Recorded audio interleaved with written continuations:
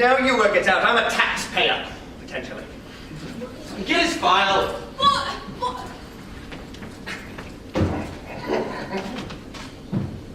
Ah, good. There's a charge outstanding against you. Impersonation. Again. Yeah. Let's take a look at your previous. Okay. Surgeon twice. Captain in the Gurkhas. Bishop 3 times. Naval engineers. You've been arrested a total of 1, 3, 2, 11 times. So this is the 12th little performance.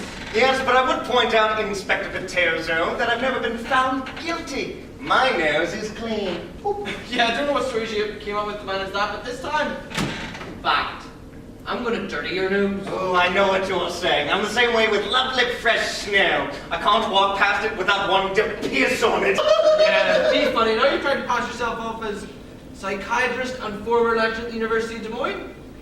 You realize that constitutes fraud and you're looking at a prison sentence? Yes, if I were a sane person, but I am mad. I have a certificate. It's all there in my medical record. I've been admitted 16 times with what's called acting mania. More of a hobby, really, playing other people. I'll do anybody.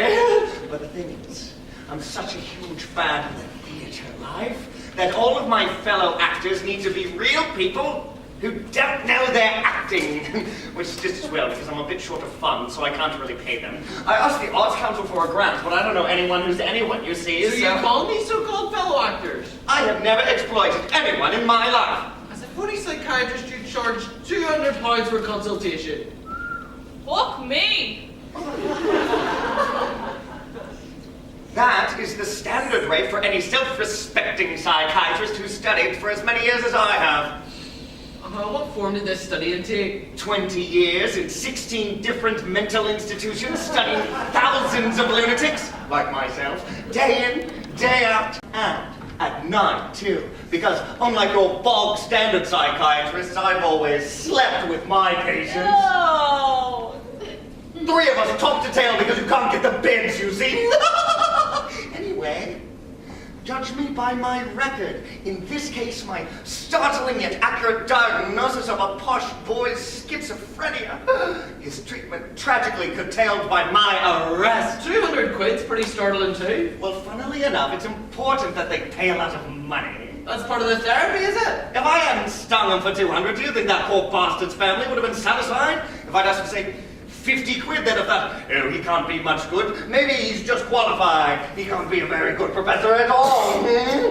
This way, after they've recovered from the fee, you can see them really thinking, oh, he must be up there with Professor Anthony Clare. And up they go, skipping merrily. Oh, thank you, Professor! Lots of weeping. You're not bad at the old chatting then. I'm not making this up. Even Freud says, big fee, quick recovery.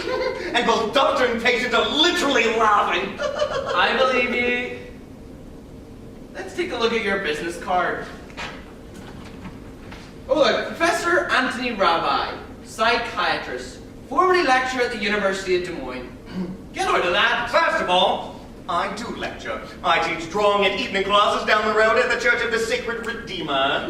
Congratulations, but it says you're a psychiatrist. Ah, very good. But after the full stop.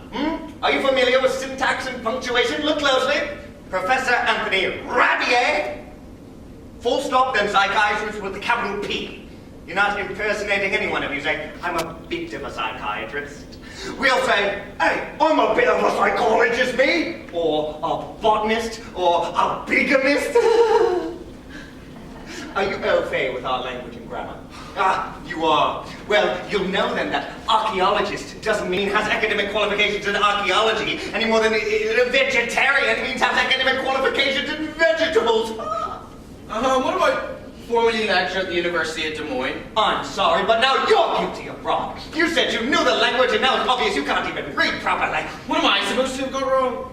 Didn't you see the comma after formerly? Yeah, okay, there's a comma. I didn't think it was important. Oh, you didn't think it was important. And because you didn't think it was important, an innocent man goes to prison. You really are mental, aren't you? What's the purpose of this comma? None whatsoever, if you're an ignorant bastard. What qualifications have you got? How did you ever get promoted? Let me finish!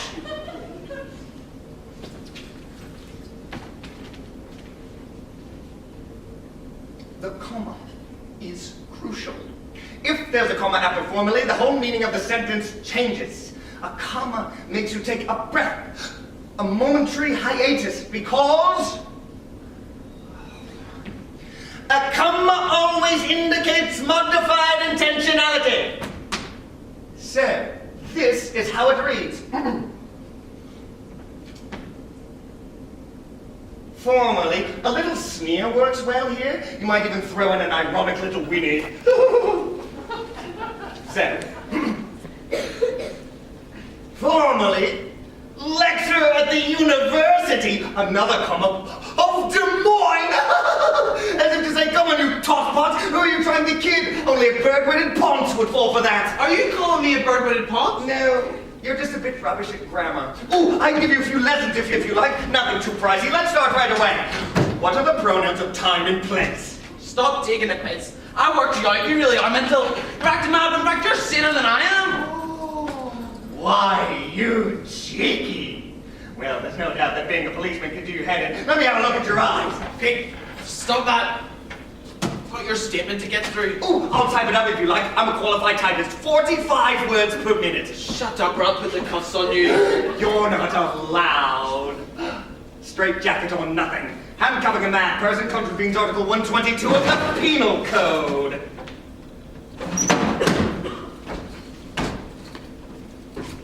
Any public official applying non-medical or non-psychiatric restraining devices to a mentally disturbed person shall be committing a crime punishable by 5 to 15 years in prison with loss of pension rights and rank. So you know a bit about the law, too? The law? I know everything there is to know. I've been studying it for 20 years. How old are you, 300? Where did you study law? In the lunatic asylum. Fantastic place to study. There was a paranoid clerk of the court who gave me lessons. Genius. He taught me everything. International law, jurisprudence, human rights legislation, common law, ecclesiastical law, LA law, the offside law, mother-in-law, everything. Test me. I haven't got time. Your CV here doesn't mention lawyer. Oh, no, I can never be a lawyer. Ew. Oh, no, I don't like defending. That's all a bit passive. I like judging, sentencing, going after people. I'm like your good self-inspector. Call me Tony. Mr. Nuckis, go easy on the piss taking. What did I say? I'm surprised you haven't had a bash at a judge. Oh, sadly, the chance has never arisen. I would love to, though. It's got to be the best job in the world, mainly because they never retire. At an age when your average working man's on the scrap heap, 55, 60, because he's slowing down a bit, that's when the judge's career really takes off. Worker on a production line's past it at 50, making the odd slip-ups. Out you go! Your mind has got silicosis by the time he's 45. Off he trots, sacked before he's even entitled to a pension. Bank clerk, same thing. At a certain age, you start to muddle up accounts. You can't remember clients' names, interest rates, you can't tell an ISA from a friggin' Tessa. Go home, you're all old and gaga.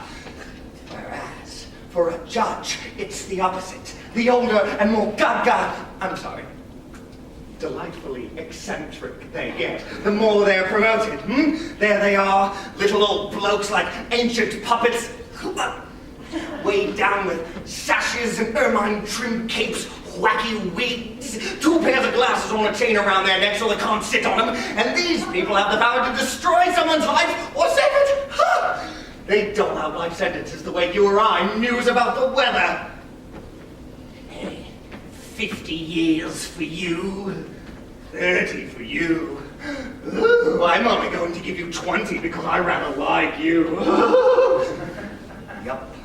I'd love to play a judge just once in my life. High Court Judge. Oh, Your Honor, do come in. Silence in court. Oh, look, somebody's lost their marbles. Are they yours? No, they can't be. I lost mine years ago. You're doing my head and sit down there and shut up. Oh, you get your hands off me or I'll bite. What are you talking about? No, bite you. First your neck, then your arms. And under Article 122, subsection B, You are so stuffed. Provocation and violence vis-a-vis a person of diminished responsibility. 6 to 9 years with loss of pension. Oh, sit down or I'll really lose it. What are you doing there like a zombie? Make him sit down. But he bites, son. Yes, I bloody do.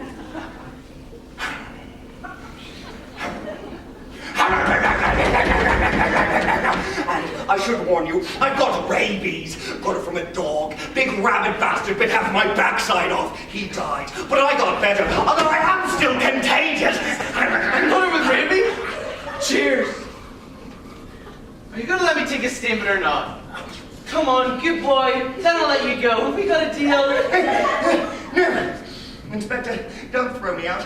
I love it here. With you among the policemen, I feel safe. It's so dangerous out there on the street. Nasty people, cars everywhere, horns popping, brakes squealing, everyone's on strike! And there's buses and tube trains with vicious doors going snap! Let me stay here with you. Oh, I'll help get your suspects to talk. Get those lefties blabbing. I know how to make nitroglycerine suppositories. That's enough. You're annoying me now. Inspector, let me stay or I'll throw myself out the window! What floor are we on? The 3rd? Yeah, that'll do it. And when I'm down there, dying basically, smashed and groaning on the pavement. I'm not the one to die easily, so we'll do a fair bit of groaning. Journalists will arrive, and I'll tell them, groan, groan, how you threw me down here.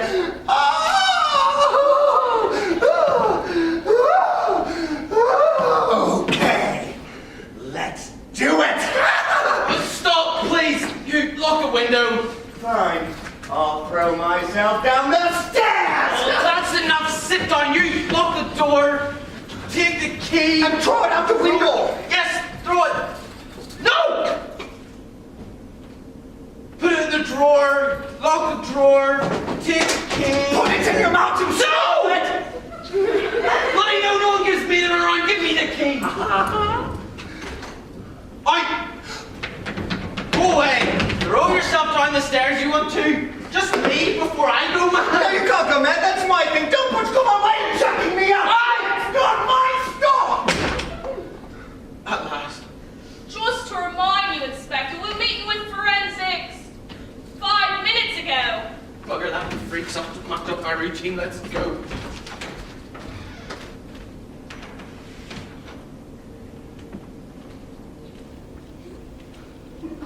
Anybody there? Inspector? Remain calm. I've just come back from my paperwork. Come on. Don't be cross. Let's be friends again. Inspector Richardson.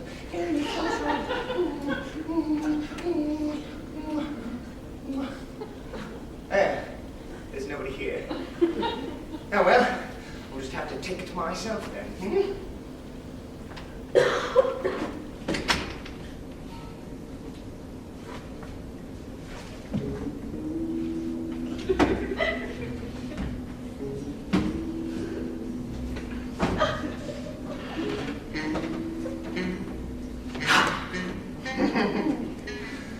Medical records? Charge sheet. Let's just tear that up, shall we? Put that behind us, thank you very much.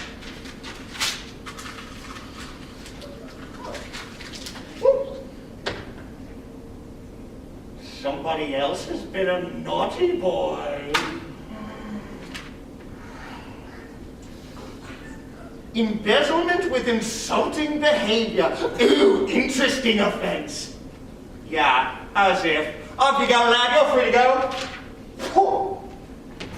All of you can go free. Goodbye. Hello, so sad. Oh no, just you. Oh! Not you. You're scum. Stay here. You're going down.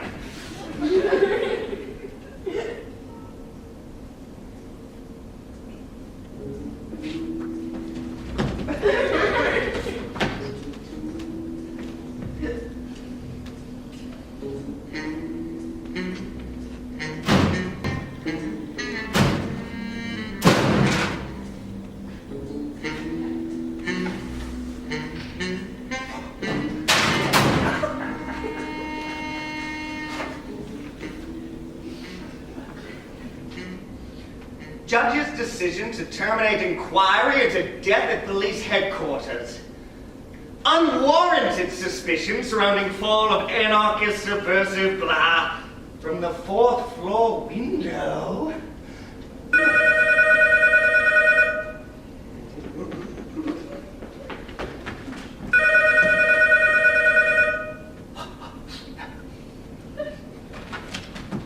Hello? Inspector Patozzo's office. Who are you? No, sorry, he can't come to the phone unless you tell me your name. You are Inspector... No, not really, not in person. Ooh, what a total delight! Inspector throws anarchists out of windows. Nothing. Where are you phoning from? Ah, of course, silly me. The 4th floor. Where else? What do you mean, who am I? Guess. Oh, go on, you should always make time for fun. Come on, guess, or I won't let you speak to Patozzo. Andrews? Do I feel like an Andrews? Yep, that's me all over, Peter Andrews. Good guess. What am I doing here at HQ? Rather than me tell you, why don't you tell me what you need Patozzo for? No, we can't come to the Fountain Man. High Court judge being sent to reopen the inquiry. Right, because... the government obviously thinks the judge screwed up when he halted the investigation into the death of the anarchist. Oh, well, they've changed their tune. Do I think they realize they made an honest mistake? Don't make me laugh. Oh, look, there you go. Now you've sent Patozzo off.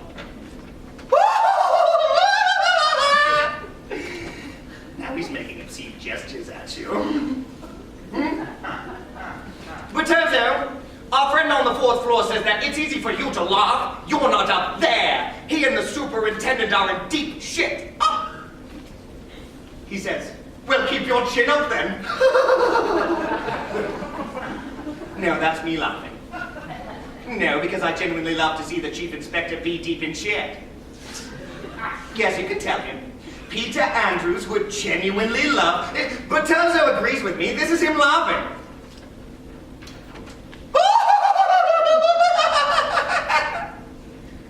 Did you hear?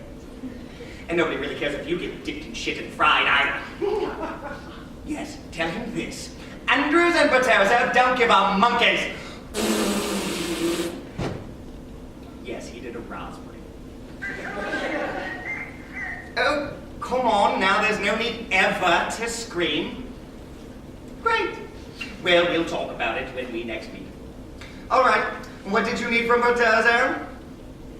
Okay, I'm writing it down. Copy of judge's report and witness statements. Fine, it's all there. I'll let you have that. So, you and your boss are doing a bit of homework before your grilling, eh?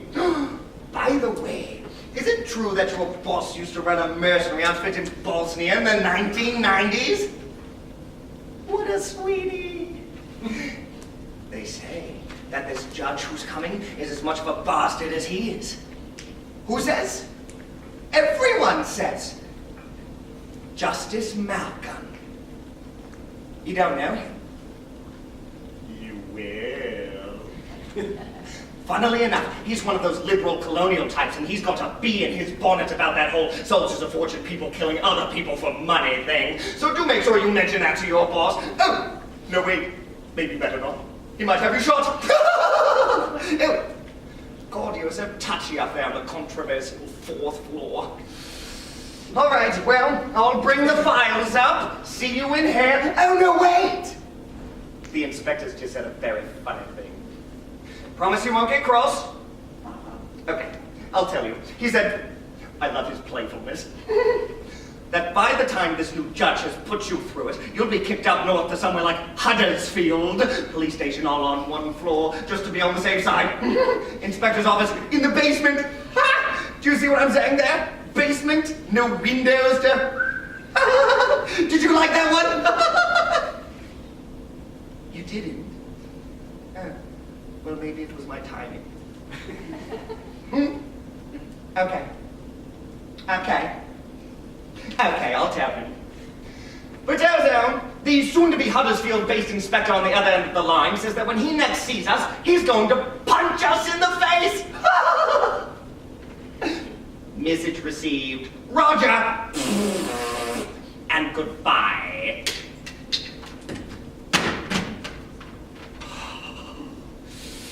To work, you old judge, you! We haven't got much time. At last, my chance to take my place among the great and the good. I feel rather emotional, actually. This was quite a test. If I manage to convince them I'm a high-court judge, wow! Although if I get it wrong, I may well be in a bit of trouble. Okay, first things first.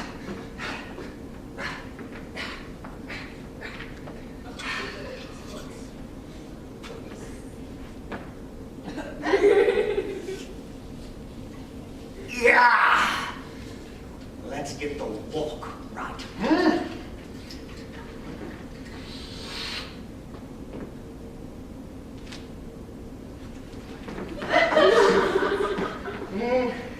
Now that's more court ushery.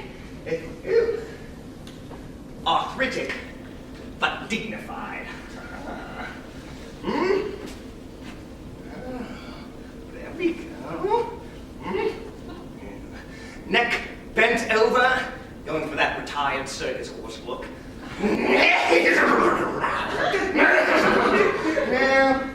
Now. Ooh, how about gliding motion with a little shake at the end?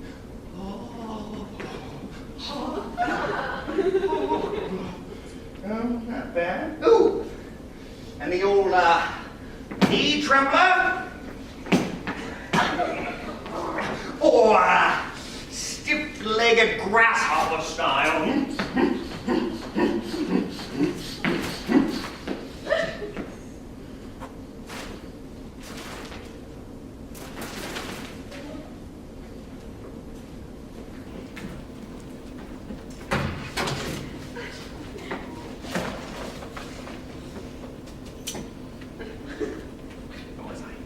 Glasses?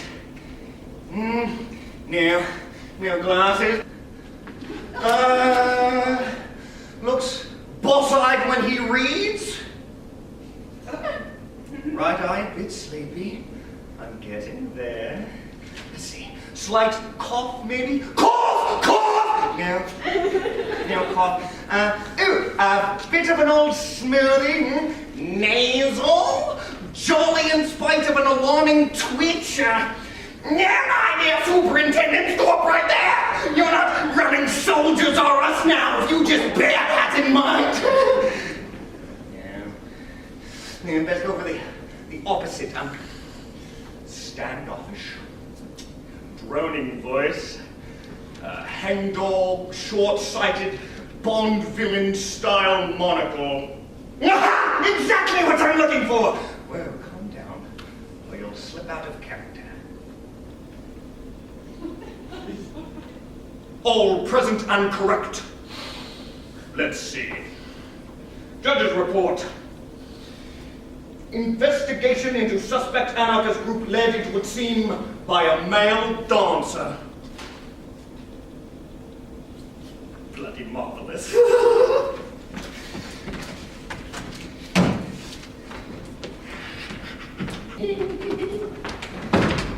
Hello, can I help you? Are you looking for someone? No, Inspector, I've just come back from my paperwork. Get on! Oh, please don't take your personal problems out on me. What's the matter with you all in here? Is there a problem with stress? It's bad enough that madman going around looking for you to bash your face in. Who's looking for me? Some bloke. Hasn't he punched you yet? Me? Why? Because you blew him a raspberry. Did I? Yes. 2, in fact. Over the phone, and you added a nasty little laugh. Don't you remember?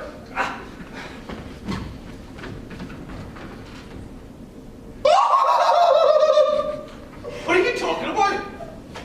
Is this another one of your characters? Yes, it is. I always like to start with the shoes. Let's just say you'll recognize him when his fist hits your face! And I can't say I blame him. Who? Oh, your neighbor on the 4th floor. You just told him you hope he's posted to a bungalow-style police station up north alongside his boss, the ex-military personnel wholesaler and closet fascist. Who? Our superintendent? Good, you're following. To be fair, it is complicated. Okay, zip it up. You've wasted enough of my time. Go on, leave. Don't come back. Any chance of a goodbye hug? All right, fine. I'm off. Anyway, word of advice, because I've become fond of you. If you run into an angry-looking detective from upstairs, duck! Ha!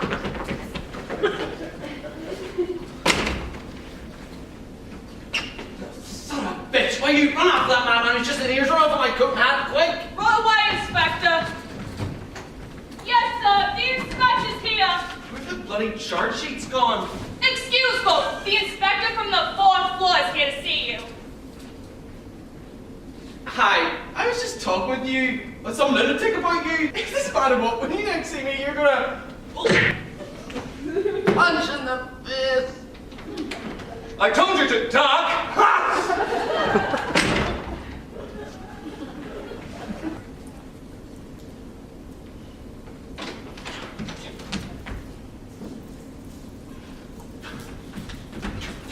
Who's he? What does he want? I don't know, sir. He's strutting in with all the confidence of God. He says he wants to speak to you and the superintendent. Good morning. How can I help you? I gather you're looking for me. Good morning. What's wrong with your hand? Nothing. Who are you? If it's nothing, then why are you rubbing it? What is it? An affectation? Some sort of nervous tick? Possibly. I asked who I have the pleasure. You know, I used to know a bishop who rubbed himself like that. A Jesuit. Correct me if I'm wrong, but if you're Of suggesting... course you're wrong if you're trying to insinuate that I was alluding to the proverbial hypocrisy of the Jesuits. I was taught by Jesuits. Do you have any objections? No, for heaven's sake, come on! Although that bishop was a hypocrite. Complete bloody lie, in fact, and sure enough, he was always rubbing his hand. Look, you! You should see a good psychoanalyst. Compulsive rubbing of your own body is a classic sign of insecurity, guilt, obviously, and sexual inadequacy. Do you have trouble with women? That will do! A hothead. So, the hand rubbing's not so much a tick as it is pain relief from recently punching someone. Confess. What? And would you start by telling me who you... and start by taking off your hat? Oh, you're right. I wasn't being rude. It's that open window. I do hate drafts, especially round my head. Don't you? Ghastly. Can we close it? No, we can't.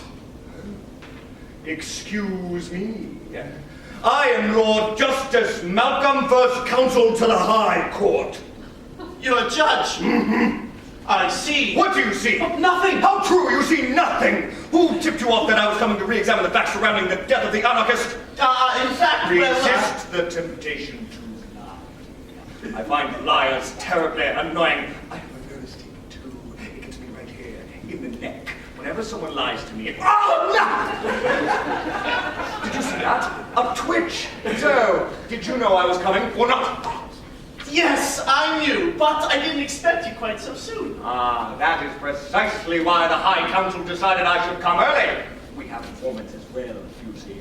So, we find you unprepared. Does that bother you at all? Not in the slightest. Yes, it does, a lot. Do sit down. Shall I take your hat? Oh yes, please do. It's not mine anyway. What? Do you want me to shut the window? No, don't go to any trouble. In fact, would you call the superintendent? I want to get on right away. Of course. Well, the superintendent's office is over here. It's more comfortable. Do you want to go there? I'm sure it is. But the sickening incident involving the anarchist took place in this room, didn't it? Yes, it did. Well then.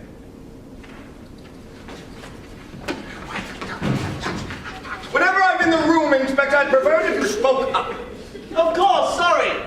Please ask the superintendent here right away if he can. And even if he can't. Yes, even if he can't. Yes, sir.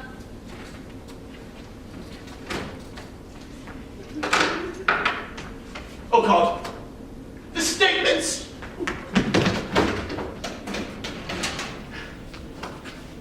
Hello, Inspector Batozo, please. Where's he gone? To see the superintendent? If I might just interrupt, Inspector. Yes, Your Honor. The Inspector Batozo you just mentioned, has he anything to do with the death of the anarchist? Yes, well, he has the archive containing all the paperwork, so... That's not necessary. I have everything here. We don't need copies, do we? You're right, no, we don't. Inspector, what's all this nonsense about me having to come see you even if I can't? No, you're right, Super. The thing is, though... The thing is, Fanny, are you giving me orders now, is that it? I tell you, I will not put up with disrespect of this sort, especially to your colleagues. Punching people in the face, for example. Oh, be fair, Super. I bet Batozo didn't mention his joke about low-rise police stations in Huddersfield or about the raspberries. Raspberries in Huddersfield? What are you wittering on about? Can we stop behaving like children? Everyone's watching what we do. Arsehole journalists making insinuations, spreading dirty little stories. Listen, Don't try and shut me up. I speak as I please. Ah, him. God, yes, who is he? He's not a journalist. Why didn't you... Don't be alarmed, Superintendent. I'm not a journalist. You won't find me spreading any gossip, I can assure you. Thank you.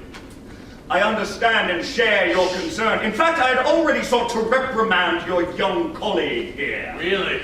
Yes, I'd already marked him out as somewhat tetchy, and now I discover from what you're saying that he's allergic to raspberries from the north of England, which, between you and me, are really rather bland, especially when compared with free-range raspberries from, say, Scotland or Jersey. Did you know that? No, I honestly didn't. A word in your ear, Super.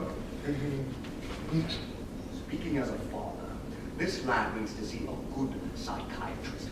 I do, in fact, know one who's a bit of a genius. Professor Anthony Rabier, ex-lecturer. Watch the comma.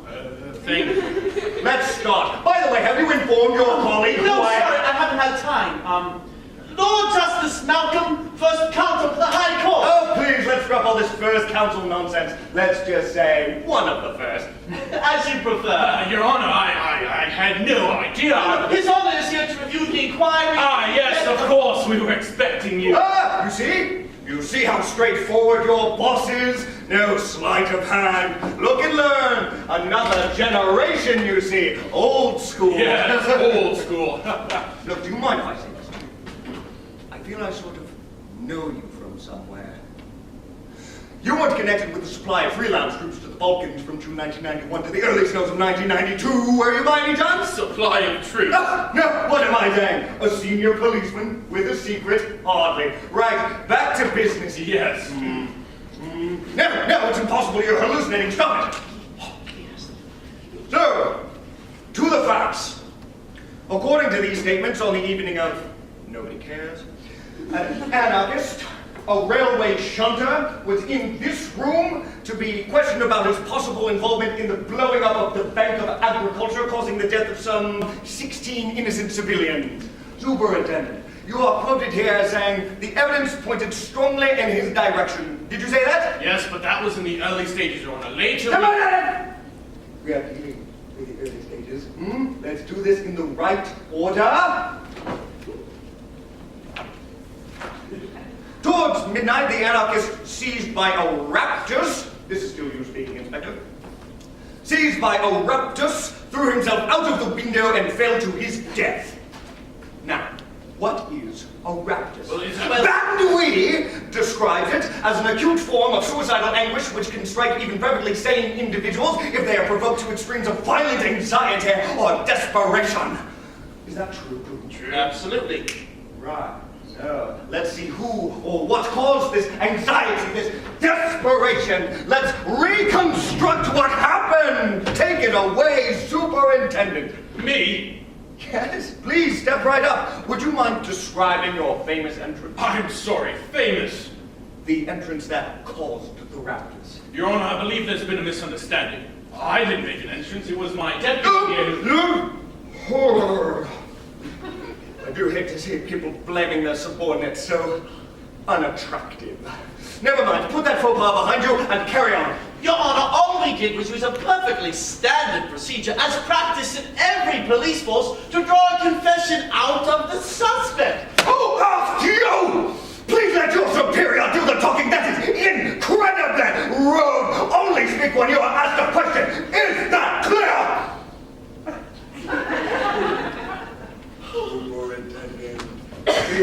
Recreate your entrance exactly as it happened. All right, it went something like this.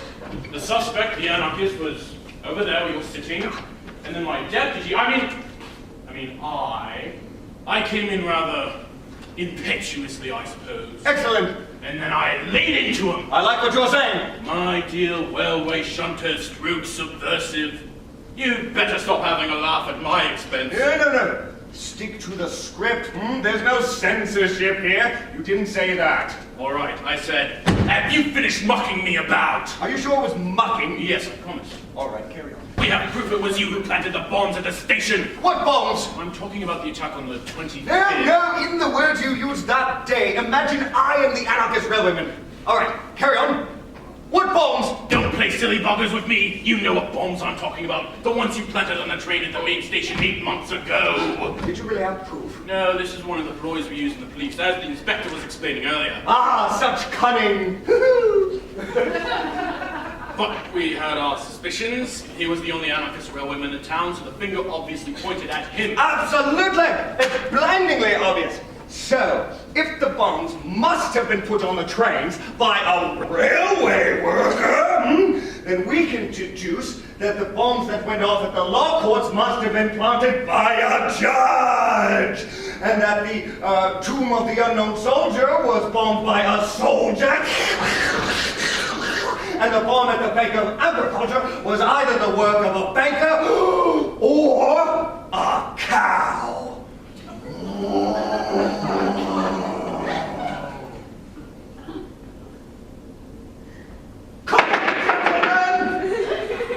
I'm here to carry out a serious inquiry, not play credulous guessing games. Get on with it. Now it says here that the anarchist did not seem to be affected by the accusation and was smiling in disbelief. Who made this statement? I did, Your Honor. Well done. So, he smiled, but it says here that the suicidal crisis was undoubtedly the result in part of a fear of losing his job, of being sacked. So, have we gone at a stroke from a smile of disbelief to fear? Who frightened him? Who told him he was going to lose his job? Well, I suppose Oh, come on. Don't be modest about your contribution. You're not working in a girl's blouse shop. You wouldn't be coppers if you didn't like to put the boot in a little bit. What are you, good cop? Good cop? It's your birthright as policemen to behave that way. Let's not kid ourselves. Thank you, Your Honor. Thank you, Your Honor. You're welcome. So, you took it upon yourself to say to the anarchist, it's looking bad for you. Imagine what your bosses on the railway would say if somebody told them you're an anarchist. They'd sack you and kick you out on the street. Now that would really knock the wind out of him. Because, to be honest, anarchists love their jobs. Deep down, they're all a bit bourgeois, They love their little comforts. Money coming in regularly, Christmas bonuses, sick pay, pension, peaceful old age.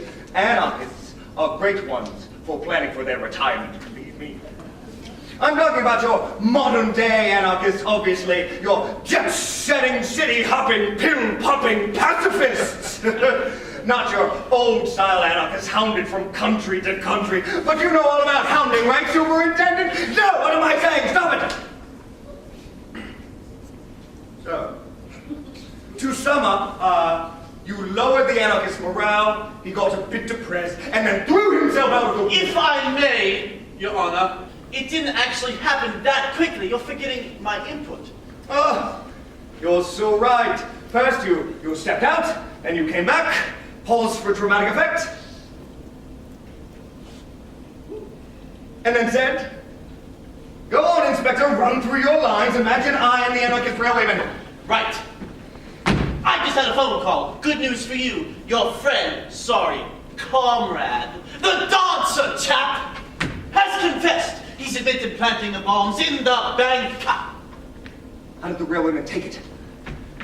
Badly, to be honest. He went pale, asked for a cigarette, lit it. And then threw himself out of the window. Not immediately. You originally said immediately, didn't you? Yes, I did. And you also said on television and in the papers that before his tragic final act, the anarchist felt lost and in a tight spot? Yes, that's exactly what I said. In a tight spot. What else did you say? Well, to the effect that his alibi, playing cards at his local the afternoon of the attack, had collapsed. In other words, the anarchist was strongly suspected of bombing both the trains and the bank, and you finished by calling the suicide obviously the act of a guilty man. I did say that, yes. So you blurted out to the world that this man was a criminal and a piece of scum. Yet only a few weeks later, Superintendent, you stated, here's the document, that naturally, let's hear that again. Naturally, there was no concrete proof to implicate the railwayman, correct? So, he was completely innocent, to the extent that you, Inspector, commented that the anarchist was a good lad. Yes, to be fair, we made a mistake. Oh, well, we all make mistakes. And you, I'm here to tell you, have established a new Olympic standard in mistake-making. Well done! First, you arrest a blameless civilian just for the hell of it. Then you abuse your authority by holding him longer than is legally permissible. Then you traumatize a poor railway shunter by telling him you can prove that he's partial to blowing up train stations. You go on to deliberately whip him into a frenzy of anxiety about losing his job. Then you tell him that his alibi that he was playing cards has collapsed. And then you administer the final coup de grace. His friend and comrade has admitted to the massacre of innocent civilians in his bank. His friend is a loathsome mass murderer, at which point he says gloomily, "This is the end of anarchy," and throws himself out of the window. Excuse me, but are we all mad? Why are we surprised that a man who has been so abused experiences a bit of a raptus?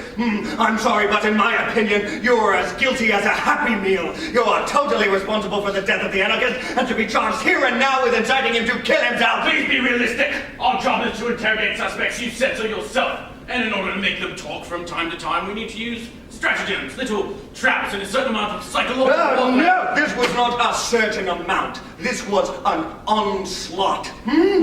For a start, did you or did you not have absolute proof that the anarchist had lied about his alibi? Answer me! No, not absolute proof, but I'm not interested in buts! Is it or is it not the case that there are 2 or 3 old age pensioners who can confirm his alibi? Yes, there are. So you lied on paper, on the television, and in the press when you said that the anarchist's alibi had collapsed and the evidence was stacked up against him. Not content using these little cheats, scams, and whoppers to trip up suspects, you then use them to sabotage the good faith of a gullible and gormless public. Well, Please let me finish! Hasn't anyone ever told you that giving out false or misleading information is a serious offense? in fact, my officer assured me You stop dumping on people! Answer this, Inspector. Where did you get the information that the anarchist dancer had confessed? I've read all the transcripts from the investigating judge and the police, and nowhere does the aforementioned anarchist admit to being involved in bombing the bank. So, did you make up that confession as well? Answer! Yes, we made it up. That is inspired. You two should take up creative writing. In fact, you may well get the chance in prison. Oh, it's another marvelous place to write. Okay, you're probably feeling a little bit depressed right now. So what better time to add that there is damning evidence of gross negligence on your part, that you're both dead in the water, and that in an attempt to make the rest of the police look good, the Home Office are going to crucify. I don't believe this. Oh, so So your careers are ruined.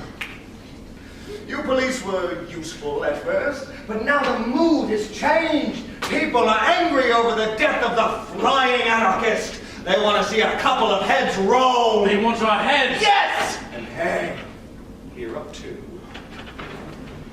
There's an old saying.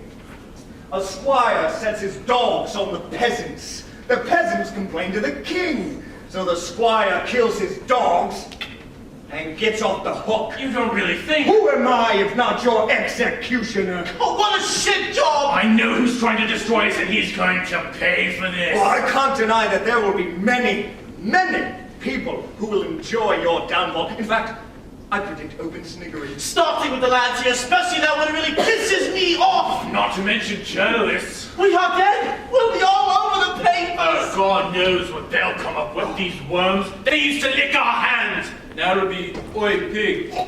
He's a sadist! He's violent! Good, let's not forget the degradation and the never-ending sarcasm.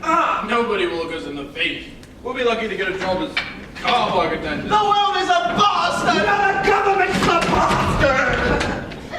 So what do you think we should do? Any advice? Me? What can I tell you? Advise us! If I were you, Good, yes. I'd throw myself out the window. What? Well, imagine the humiliation. You'll save yourselves. Be brave, surrender to the raptors, and jump. Go on! No, wait, What do you mean, wait? Well, what? There's nothing for you on this dump of a planet anymore. What kind of life is this? Bastard world, bastard government, it's all bastardly. In fact, let's all jump. No, wait, think about what you're doing. I still have him. No, don't you get it? For God's sake, there's never hope. Hope has left the building. Jump! I'm not pushing you. It's the raptors. The raptors will set us free.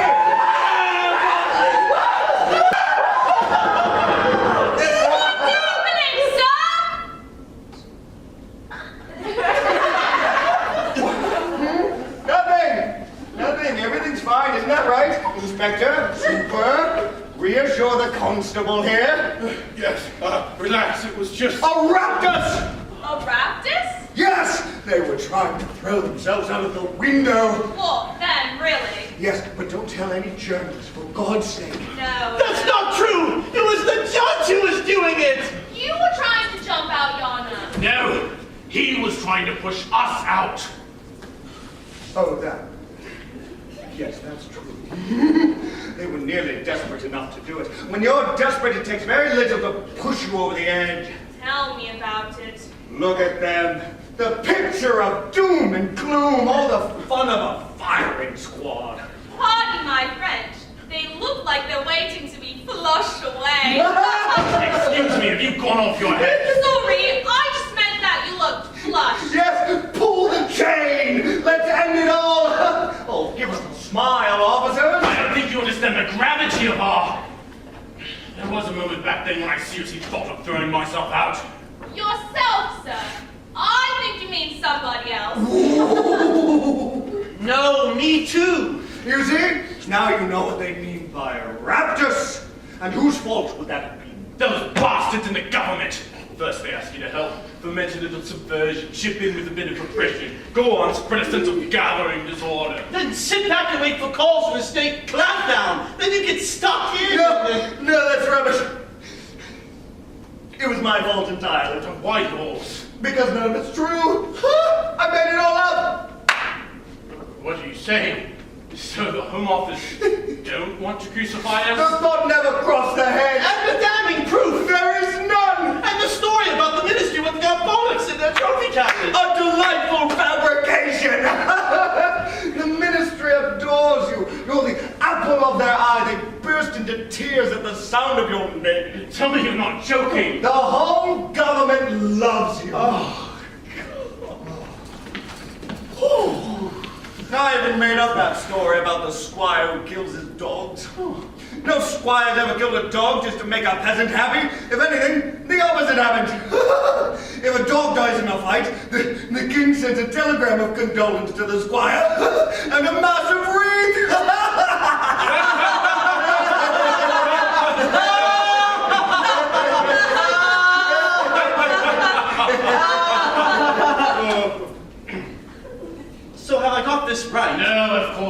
let me do the talking. I'm sorry, Super, of course. Your Honor, I don't understand why you've made up all this baloney. No, it's not baloney. It's just the usual traps and scams that we in the judiciary use occasionally to remind the police just how barbaric and, of course, illegal those methods are. So you still believe the anarchist threw himself out the window because we drove him to it? Well, you proved as much just now when you panicked. But we weren't there when he jumped. Ask him. Yes, Your Honor, they left just before he jumped. That's like saying that someone who plants a bomb in a bank and then leaves isn't guilty because he wasn't there when it went off. It has all the logic of a bag of No, this is all us about face. The constable's referring to the first version. We're talking about the second. Ah, of course. You sort of retracted what you said and had another bash. I wouldn't call it a retraction. It was merely a correction. Very good. What did you correct? Well, I will warn you that I have your statements for this new version here. We amended the time of, what shall we call it, the ploy we used. What do you mean? We stated that our session with the anarchist started at 8 o'clock in the evening, And that would be 20 hours. rather than at midnight. 24 hours. Or is it 00 hours? Right. So, you brought everything forward, including the departure time from the window. A sort of daylight savings gone mad. No, the jump was still at midnight. There were witnesses. Including the journalist who was standing in the courtyard, you remember? The one who was standing there and saw the body as it hit the ledge, then the ground. He ran over and made a note of the time. Right. So, your massive lying binge was at 8 o'clock, and the suicide happened at midnight. So where does that leave us with the Raptus? Your whole account of the incident, until proven otherwise, is based on the Raptus. Everyone from the investigating judge to the public prosecutor has insisted from the start that the poor man jumped because of a sudden Raptus. And now you're telling me, ta-da! There was no Raptus? No, we're not. Oh, yes, you are! There's now a gap of 4 cocking hours between the moment you or some colleague plays your hilarious "we have proof" joke and the suicide. And a sudden Raptus 4 hours later in your piggy dreams. He'd have had enough time to recover from that drivel by then. You could have told him that Mikhail Bakunin, founding father of revolutionary anarchism, was a pimp and ran errands for the police, and he would have had time to cheer up. Well, that was exactly our intention, Your Honor, to show that the Raptors couldn't have been caused by a little campaign of misinformation, precisely because 4 hours went by until the suicide. You are so right. That is beautiful thinking. Well done. Thank you.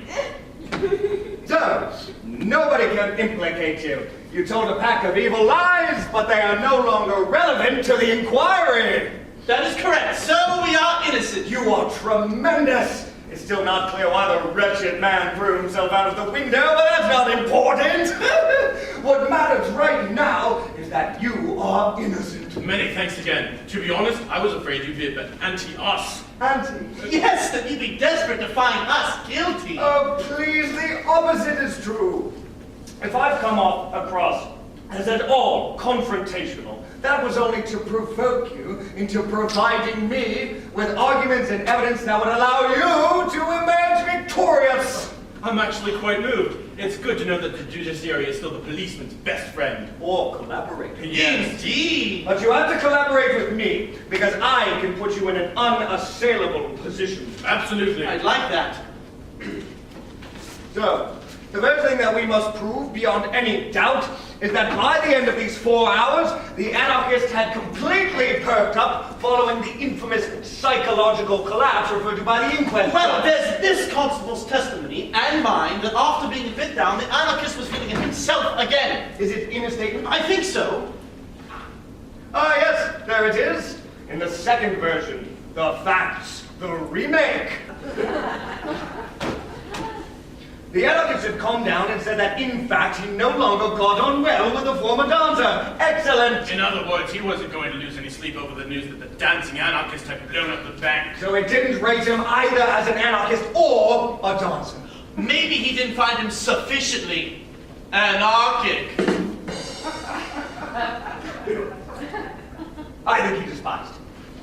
They probably had a quarrel and knocked each other about a bit. And let's not forget that our railwaymen knew that the anarchist group was swarming with spies and police informants.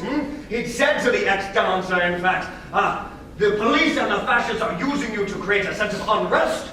Your group's full of paid agent provocateurs who can manipulate you as they like, and it's the left who will end up with egg on its face. Well, maybe that's why they fell out. Yep, and the dancer had begun to ignore our railwaymen, which may have made him suspect him of being a provocateur. That's possible. So he didn't give a toss about the dancer, which is why you would have felt relaxed. In fact, he was smiling, remember? I said that in the first version. We rest our case. Mwah! Hang on.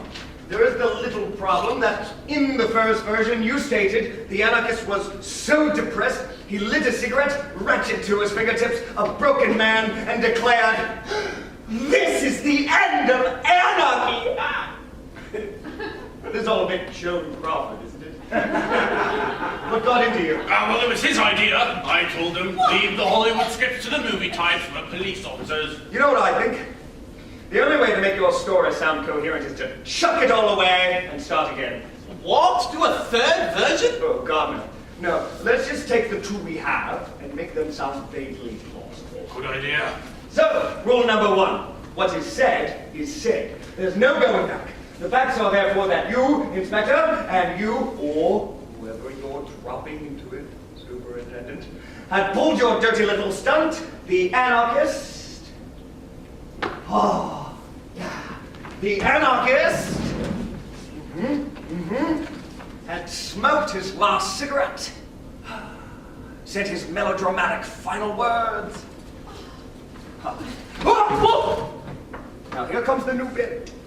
He didn't throw himself out of the window because it wasn't midnight, it was still 8 o'clock. As in the second version. And it's a well-known fact that railwaymen take time keeping seriously. Weather permitting. So we have plenty of time to change his mood and reschedule his suicidal feelings. This is so perfect! But what brought about the change? Time heals, but there are limits.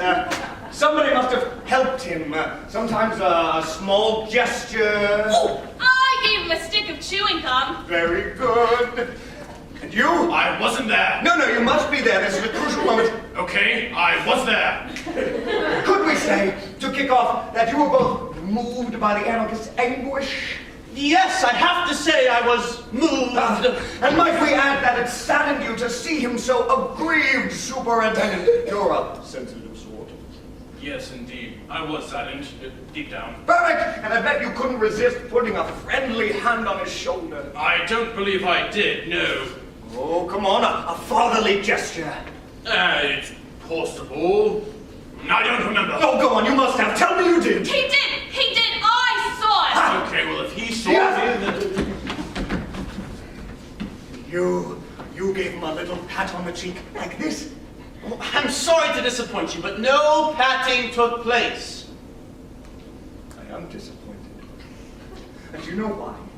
Because this man wasn't just an anarchist. He was a railwayman. Remember? Do you understand the significance of the word railwayman? It's something that links us all to our childhood. It means clockwork locomotives, electric train sets. Didn't you ever play with trains as a child? Yes, I had a real steam train. With real steam. A high-security, armor-plated train goes without saying. Did it go toot toot? Yes. Toot toot. Oh, that's lovely. As you said toot toot, your eyes lit up. Of course you felt sorry for that man, Inspector, because in your subconscious, you connected him with your trains. If the suspect had been a banker, say, you wouldn't have looked at him twice, but he was a railwayman. Are you sure you didn't give him a pat on the cheek? He did! I saw it! He did it! 2 pats! You see, I have witnesses. And what did you say to him while you were patting him? Can't remember! I'll tell you what you said. You said, come on, don't lose heart. You'll wait. Anarchy will never die. I don't actually... No, for God's sake, you said it or I'll get cross. Oh, look at the vein on my neck. Did you say it, yes or no? Oh, all right, if it makes you happy. Well, go on, say it then. to have a record of it. I said, come on! You wait. Don't let it get you down. Anarchy will never die! Wait, and then you sang the song! We sang a song. Well, obviously, by that point you'd created such a friendly atmosphere, it was all a bit camaraderie. Let me think, what would you have sung? No, I'm sorry, Your Honor, but we really can't join in with an anarchist sing-song. You don't want to join in? Well, that's it.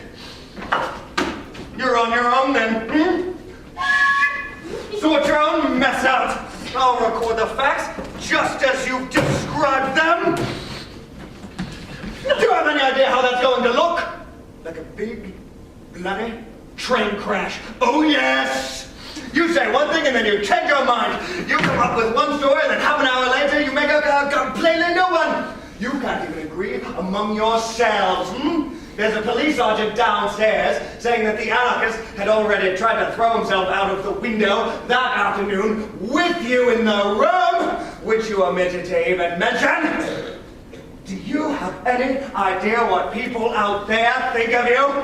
That you're liars and scum! Who do you think is ever going to believe you again, apart from the judge who called off the inquiry, of course? And you know why, basically, people don't believe you? Because your version of the facts is, well, it's complete cat for one thing, and it lacks any human understanding or warmth. Inspector, nobody's going to forget your crass reply to the anarchist poor widow when she asked why nobody had told her of her husband's death. I'm sorry, it won't happen again. You don't feel anything. You never just let yourself go, or laugh, or cry, or sing. People would forgive you all your balls-ups if they sensed that there was a human heart beating somewhere. Two policemen letting their emotions grab them by the throat, joining an anarchist in his favorite song just to make him happy. The public would weep with joy and shout your names from the rooftops at hearing such a story. So do yourselves a favor, sing! All right, what shall we sing? Which are your favorite anarchist protest songs? Ah, there's so many. Where have all the flowers gone? What's that one the protesters sing when they're being dragged off American military sites in Berkshire? Was it River Dance? Okay. This is what we're singing.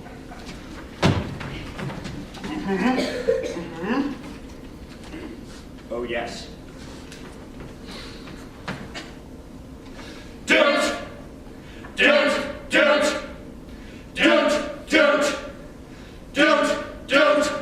Now here's what I want y'all to do for me. Back, caught you looking for the same thing. It's a new thing, check out this submarine. All over the world below the level, cause I'm living low. Next to the base, come on, turn up the radio. They think I'm a criminal, but I wonder how. Some people never know that anyone can be a friend guardian. I'm not a hooligan, I rock the party and clear all the madness. I'm not a racist, preach to peace to all, so we live happiness.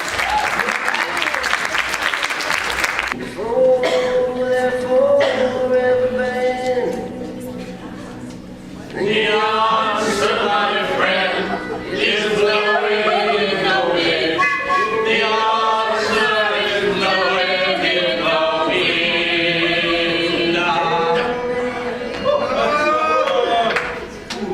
Tremendous! You were sensational! Well, I think that we've proved by now that the anarchist must have been feeling pretty relaxed. I go as far as happy! Of course! It was as if he was back home in one of those anarchist groups where there are always more undercover policemen than bona fide anarchists. Our campaign of misinformation had only a minimal effect on the suspect's psyche. Right, so, hold the Raptors, that came later. When? Around midnight! Caused by? Well, I think it was... Oh, no, God, for God's sake, Superintendent, you don't think anything you know. Absolutely nothing. Ah, what I do. Oh, Jesus wept. We are bending over backwards to try and get you out of this mess and show that you had nothing to do with the death of the railwaymen, because you weren't there! Ah, right, sorry. My mind was wandering. Oh, well, make it sit down and shut up. So, superintendent absent, inspector, however, present. Yes, I was, although I did pop out after a bit. Ah, the sound of another buck being passed. Now be a nice man. Tell me what happened around midnight. There were 6 of us in the room, 4 constables, me, and the sergeant. Since promoted. He's done some good work. And what were you doing? Questioning the anarchist. Still? What were you doing? Spill it, sunbabe! Don't you play silly games with me! After so many hours, you must have been shattered, beside yourselves with frustration. Not at all, sir. We were very calm. Are you sure you didn't give his head a bit of a workout, rough him up a little bit? No. And a slap and a pummel? No. Hi! Karate! Ha! I know how excited you all are by precision violence. Your Honor, we were questioning the anarchist in a jokey manner. Joking? Really? Honestly. Ask the constable. You don't like anyone's gonna believe him. Fortunately, that doesn't matter because it's in the written statements. So, what do you mean by joking? You know, joking around, we were questioning the anarchist and trying to have a laugh at the same time. I'm not with you. You were, what, playing party games? Twister? Was there any dressing up involved? No, we didn't go that far, but we mucked around a bit, did impersonations of the suspect, shared a gag or two. We had such a laugh. The inspector is a bit of a comedian. No, it's not immediately obvious. But when he's on form, his interrogations are total scream. Now I understand why they're changing your motto. The police motto. Yup, the Home Office are changing it. They're changing it? Well, they're adding to it. How does it go at the moment?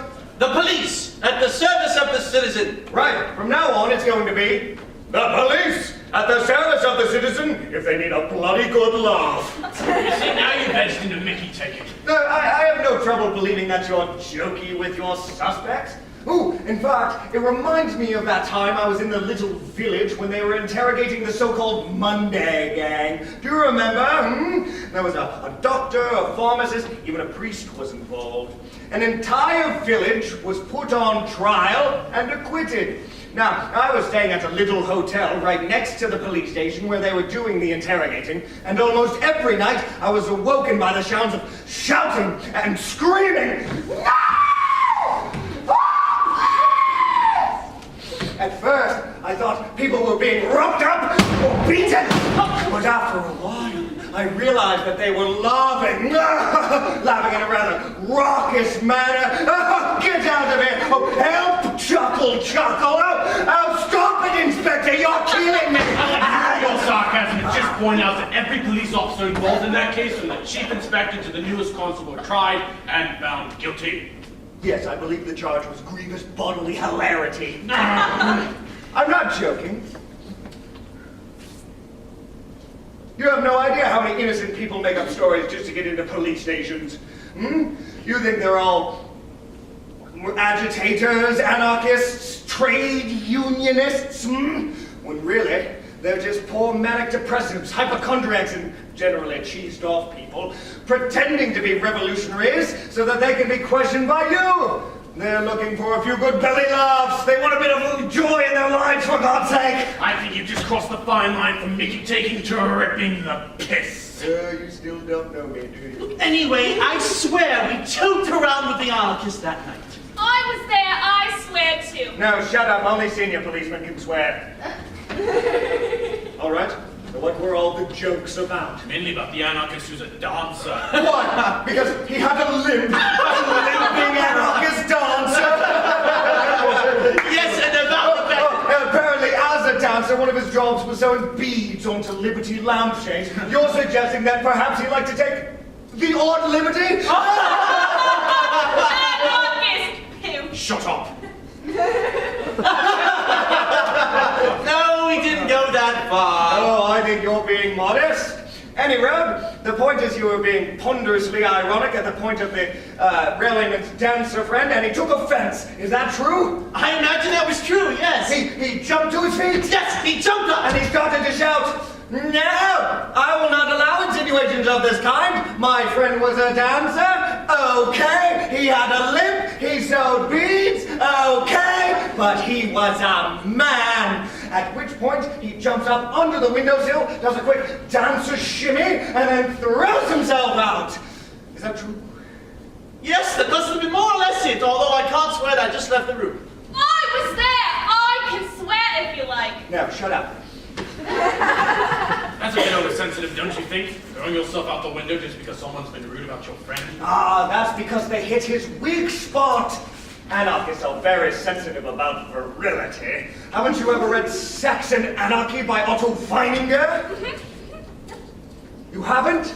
It's a classic. But to take offense on behalf of a friend you don't get on with any more than... Oh, yes, thank you for reminding me. So he can't have been miffed. No. So he was pretending. Pretending? Well, obviously, the sly old bugger did a whole number on being mortally offended just so he had a logical reason for committing suicide. In fact, his whole showy kamikaze routine was designed to destroy you. He jumps. In your innocence, you state the facts as you saw them on television and in the papers, and nobody believes you.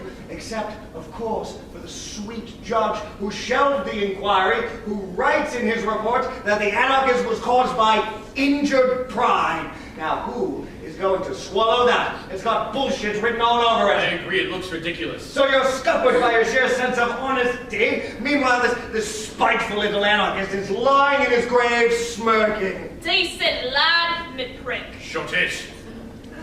I hope you don't mind me saying, Your Honor, but I'm not totally convinced by your version of the kamikaze railwayman. Yes, I have one or two reservations. Only one or two. I don't believe a single bloody word of it. It wouldn't even pass muster as a low-budget TV crime series made in a terrible hurry. I'm just trying to salvage something from your version, which manages miraculously to be even worse. Do you mind if I shut the window? It's got cold all of a sudden. Oh, yes, please do. It is cold, isn't it? Yes, the sun's just gone down.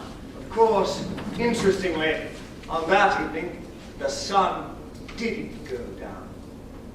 What? On the evening when the anarchist threw himself out of the window, the sun never set. I don't understand. It was December, and the window was still wide open at midnight, so it can't have been cold. And the only way it couldn't have been cold is if the sun hadn't set. It must have set later, at 1 o'clock, like Norway in July. No, they'd only just opened it to get a bit of air to the room, am I right? Yes, there was a lot of smoke. The anarchist smoked a lot. Oh, so you presumably opened the windows, but not the shutters. Yes, and the shutters. In December? At midnight with the thermometer plummeting below zero? What? We need air! We need air! Come and get me, pneumonia! Kind of a thing? Oh, you must have been wearing coats. No, just the jackets. Oh, snazzy! It wasn't cold, No, it honestly. wasn't cold. No? That evening, the weather forecast for the whole of the country was for temperatures low enough to freeze the bollocks off of a polar bear. Oh, but you lot weren't cold. Now, springtime! What was your secret? Your own personal African monsoon kit? Oh, you diverted the Gulf Stream through the sewers under the police station. I'm sorry, I don't get it. You say you're here to help us. Then you spend the whole time smearing out our evidence and making us look pathetic. Maybe I do exaggerate. And I do have a slight tendency to completely rubbish everything that you say. But that's because dealing with you is like doing one of those puzzle books bought by children and retards. Find the 37 mistakes made by Inspector Barry's stupid head. How am I supposed to help you? Oh, come on. Don't look so bummed out. Life goes on. I promise I won't make fun of you anymore. Maximum seriousness. Let's move swiftly on. Yes, let's. And come to the heart of the matter. The jump. Yes. Our anarchist is seized by this raptus. We'll come back to this later and find a less dodgy reason why. Right? He jumps up, takes a short run up.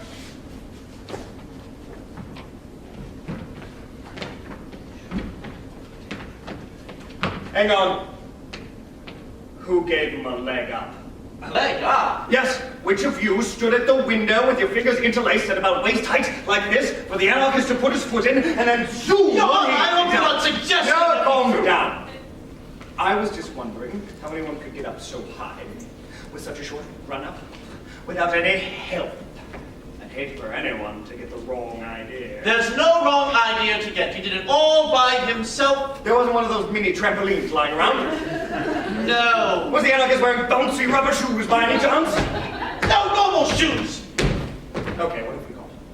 A man of about 5'3", acting alone without a stepladder. And a half a dozen coppers standing a few feet away, one of them right next to the window, none of whom managed to intervene in time. And it all happened so quickly. And he was a slippery bugger, like a bloody poltergeist. I only just managed to catch hold of his foot. You see how my method of goading you mercilessly works? So, you grabbed him by the foot? Yes, but a shoe came off in my hand and he proceeded in a downwardly direction without me. Not to worry. That shoe is incontrovertible proof that you wanted to save him. Incontrovertible. There you go. Well done. No problem, Shut sir. up. Hang on. Hang on. Had the suicide victim been wearing 3 shoes? 3 shoes? Yes. One remained in the constable's hand as he testified later, here. Yet in this other document, we learn that as he lay dying on the pavement, the anarchist had been wearing 2 shoes. This was confirmed by the reporter who was on the scene first, and then several other passing journalists. I don't know how that happened. Nor do I. Unless the policeman here rushed down the stairs to a second-floor landing, flung open a window just as the anarchist was plummeting, put his shoe back on in flight, and then hurried back up the stairs, reaching the 4th floor just as the body hit the ground. You see sarcasm again. I do apologize. I am hopelessly susceptible to irony. So, 3 shoes, Can anyone remember if he was a triped? What? The suicidal railwayman. If he had 3 feet, that would account for the 3 shoes. No, he was not a triped. Don't be tetchy. Anarchists are capable of anything. I'd agree with that. Shut up. We need to find an explanation or we are in deep shit. I've got it! Let's hear it. One of the anarchist's shoes was too big, and he didn't have an insole on him, so he put on another, smaller shoe underneath. 2 shoes on the same foot? Yes, what's all about that? Don't you remember galoshes, those rubber overshoes people used to wear? Exactly, used to. Some people still wear them, so I put it to you that the constable had in his hand not a shoe, but a galosh. No, that's not possible. An anarchist wouldn't wear galoshes. Far too old, worldly, and conservative. Anarchists are actually very conservative. Oh, yes, I suppose that's why they're always assassinating monarchs. It is, actually. Paradoxically, it's a way of preserving them forever. If you wait for your king to die in old age, all wizened, as sick as a dog, then he decays and decomposes, and you're too late. Whereas, if you kill them while they're fresh and attractive. Your Honor, some subjects to me don't seem to be appropriate! Or to me! Right, so we're not going with my 3 shoes idea. No. Excuse me. Yes, what? Hang on. It's the front desk super. There's a journalist downstairs asking for you. Oh, yes. I agreed to see her today. What? Ask if her name's, Felkin. Is her name Felkin? Yes, Maria Felkin. She wanted an interview.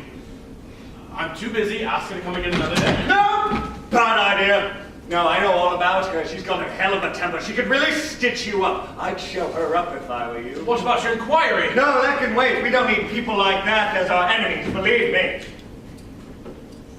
All right. Let her come up. Show her up to my office.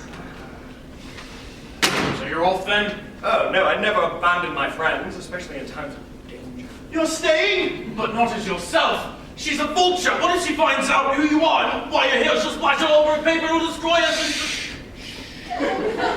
Relax, take deep breaths. She doesn't have to find out who I am. No? No! I'll change character. Trust me, I can do it in my sleep. Who do you fancy? Criminal psychiatrist? Interpol top brass? Head of forensic?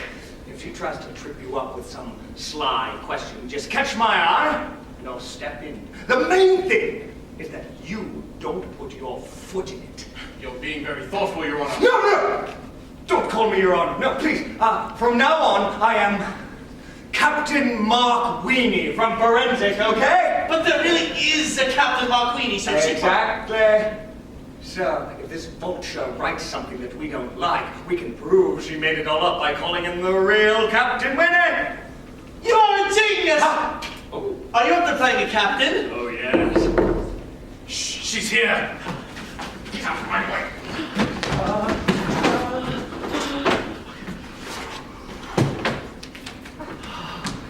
Miss Belkin, do come in. Good morning, boys. Now, which one of you is the superintendent? Me, pleased to meet you. We've only spoken on the telephone, which is a shame. Delighted.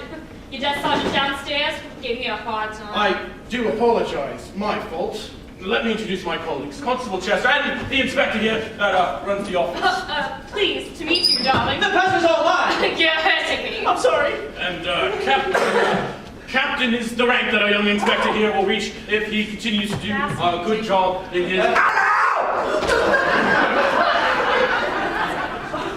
I'm Captain Mark Wiener from Forensic. Please, excuse the stiff hand. It's wooden. Somebody of the Gulf War. Say what you like about Johnny Iraqi. He sure knows how to whip a hand off. Please, have a seat. would you like something to drink? No, thank you. If you don't mind, I'd like to start right away. Deadlines. We're going to press tonight. Fine, let's get started. We're ready. All right. I've got a few questions. Now, the first is to you, Inspector, and forgive me if it's a shade provocative.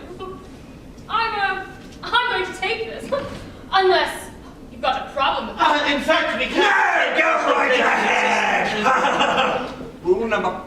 Whatever we're up to, never say no. What if something slips out? We can't deny it. I should be able to prove it. Problem? Guys? Out of the way! The inspector here was just singing your praises. I gather you're a very brave lady and a staunch Democrat, deeply committed to truth and justice at whatever cost to yourself. You're far too generous. So, off you go. So, why do they call you the Window Straddler? Window Straddler, me? Yes. Or sometimes Inspector Straddler. Who calls me that? Well, I have a photocopy of a letter sent by a young anarchist while he was in prison, around the time of the death of the railway man. And it mentions you, Inspector, and this room. Ah, what does it say? The inspector on the 4th floor forced me to sit on the windowsill with my legs dangling out. Then he began to hassle me. Go on, jump! And wind me up.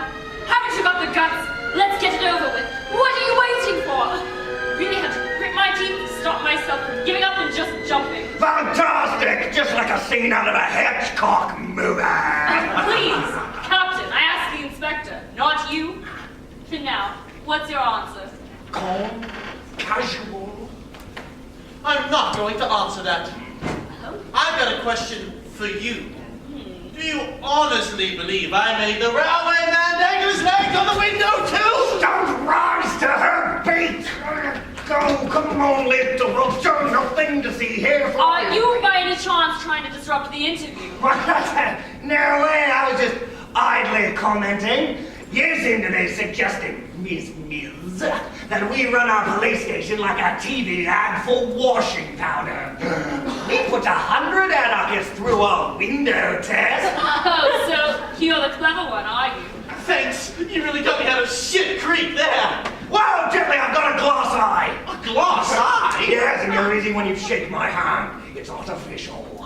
Now, on the subject of the window, the abandoned inquiry failed to include the reports of trajectory taken by the body of the presumed suicide. What good would that do? It would establish whether, when he emerged from the window, the anarchist was still alive, or less than alive.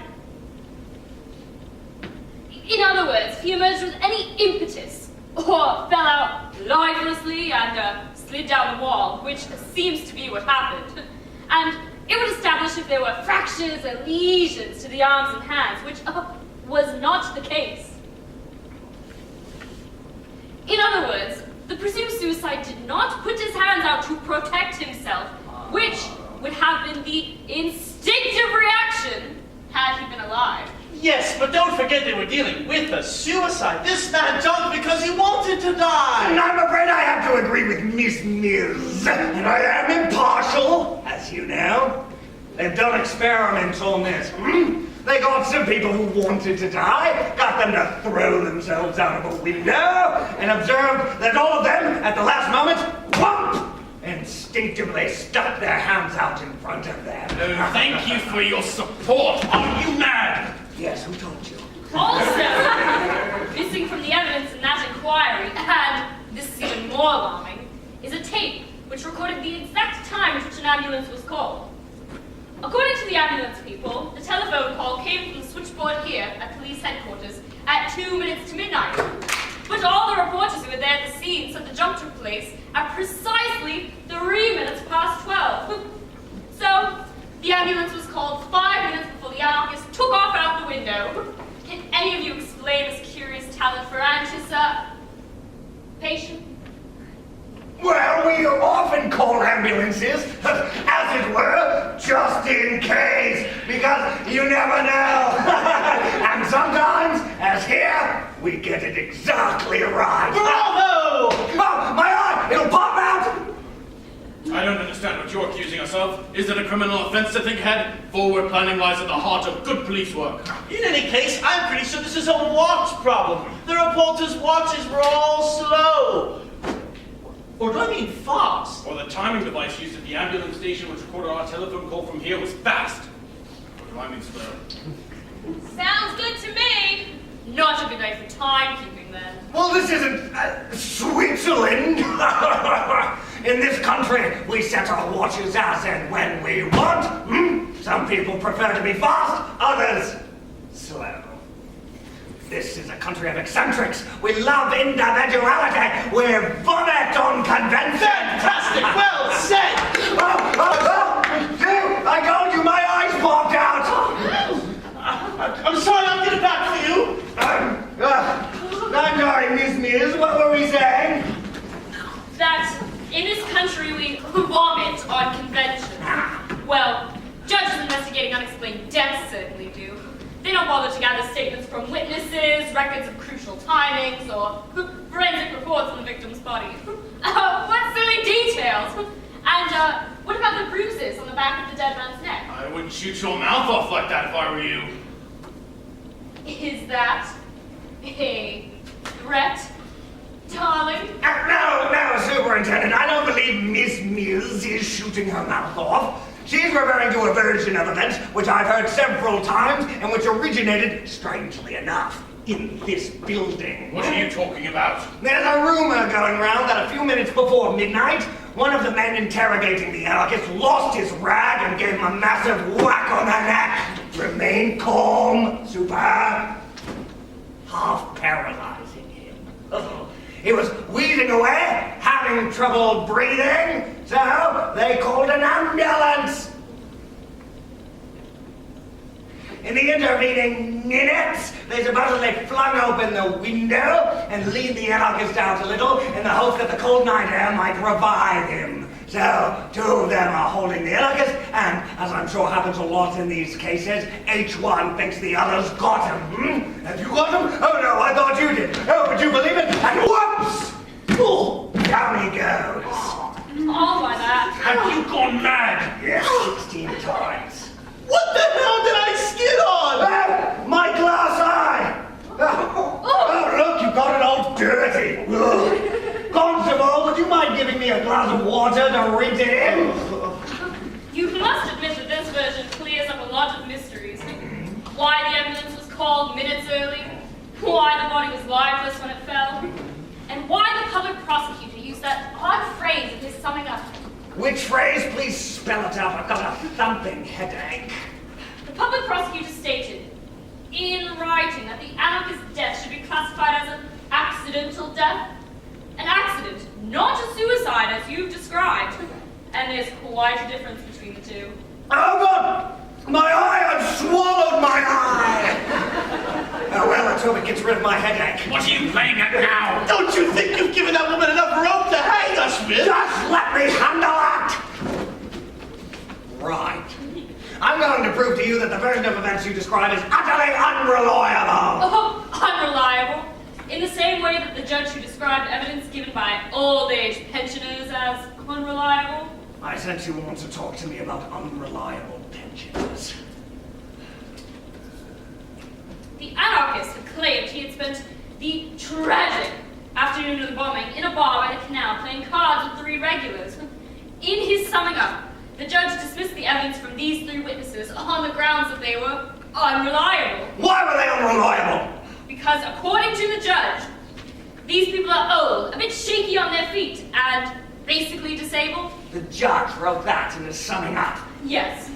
Well, you can't argue with that, can you? You can't expect a pensioner, probably carrying some hideous war wound or industrial disability, an ex-worker, ex-user, to possess the minimum level of physical or mental health required for the delicate task of giving evidence. And what's wrong with an ex-worker? Oh, come on, Ms. Which planet are you living on? Instead of pouncing around in Cannes or the Middle East or anywhere with a new branch of Harvey Nichols, why not take a trip down to West Bromwich, Strathclyde, or Oldham?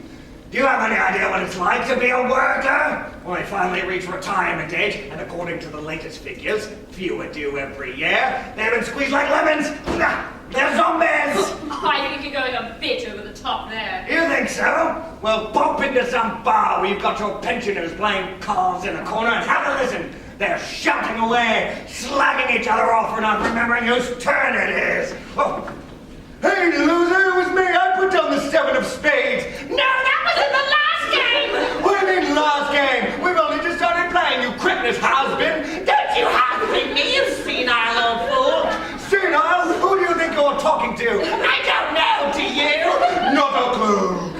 I think you're exaggerating slightly to get a laugh. Maybe it's their fault if they end up in that pitiful state. No, it's society's fault. But we're not here to put capitalism in the dock. We're here to discuss whether evidence is reliable or not. Our priority is justice. We can't get sentimental about witnesses just because their jobs left them for dead or they mislaid a limb on an assembly line. Well said, Captain. Can't afford vitamins, protein, organic honey to keep your memories sharp? Well, hardline, I'm the judge, and I'm turning you down. You're not up to it. You're a second-class citizen. Ah, you see. I knew you'd reduce it all to class prejudice and privilege. Has anyone got any better ideas? I admit it, society's split into classes, and the same, obviously, goes for witnesses. Got your first, second, third, and 4th class witness. It's not a question of age. You can be frighteningly old and quite breathtakingly out to lunch. But if you show up in court after a bit of work from a crack team of beauticians in a silk shirt, little scarf, and a big chauffeur-driven Mercedes, then I can't quite see the judge dismissing you as unreliable. I, personally, would throw in a bit of gratuitous bowing. Super reliable. That would be my verdict. Ha! Here, Bosnia. Terrible time. I can amputate my own leg with a sharp rock. I don't want to talk about it. It's all water under the bridge. Sorry, am I interrupting anything? Come in, Inspector Matozo. I just need to leave this here. What is it? Copy the bomb which exploded in the box. Fired up. Even so, easy. Put it down over there. Come and shake hands with your colleague. You two, Inspector, settle your differences. I just like to know why you gave me a black eye. You're like you don't know. What about the raspberry? raspberry! What raspberry? Okay, shut up! We've got visitors. Indeed. Sorry, your face is familiar. Could that be because we've both got eye trouble? Seriously? I'm sorry. I'm Captain Mark Weenie from Forensic. You can't be. I know Captain Weenie. No, you don't. What do you mean I don't know him? You don't know him. Don't you start! Just drop it, okay? We trained together. Just drop it. Why? Knows him. Patosa, let me introduce Miss Felkin. I'll explain later. She's a journalist. With me now. Inspector Patosa, nice to meet you. No, I'm not with you.